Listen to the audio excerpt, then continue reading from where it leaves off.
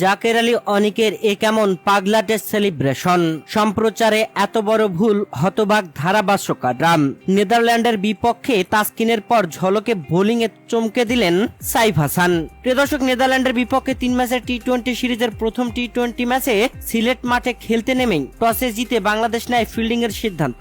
নেদারল্যান্ডের হয়ে ওপেনিং আসা দুই ব্যাটসম্যান মোটামুটি ভালোই ব্যাট করতেছিল। দলের কোনো উইকেট পড়তেছিল না 3 ওভার শেষ। দলীয় চতুর্থ ওভারে নিজের করা প্রথম ওভারে বল করতে এসেই তাসকিন আহমেদ নিলেন উইকেট। ম্যাক্সো ডাউটকে 23 রান করতেই প্যাভিলিয়নে পাঠিয়ে দিলেন দলীয় 25 রানে প্রথম উইকেটের পতন।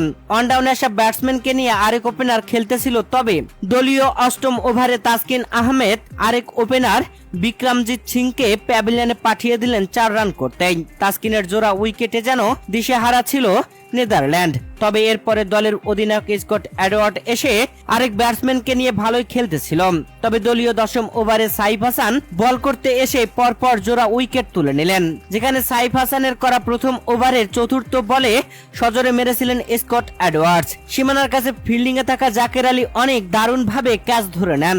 অসাধারণ ড্রাইভ ছিল, আর ক্যাচটি নিয়ে জাকের আলী অনেকের সেলিব্রেশন ছিল অন্যরকম। ঠিক এভাবেই সেলিব্রেশন করেছেন জাকের আলী অনেক। এরপরে এই ওভারে শেষ বলে আরো একটি উইকেট তুলে নেন সাইফ হাসান। পরপর 4 উইকেট পরে চাপে পড়া নেদারল্যান্ডের পঞ্চম উইকেট তুলে নেন মুস্তাফিজুর রহমান।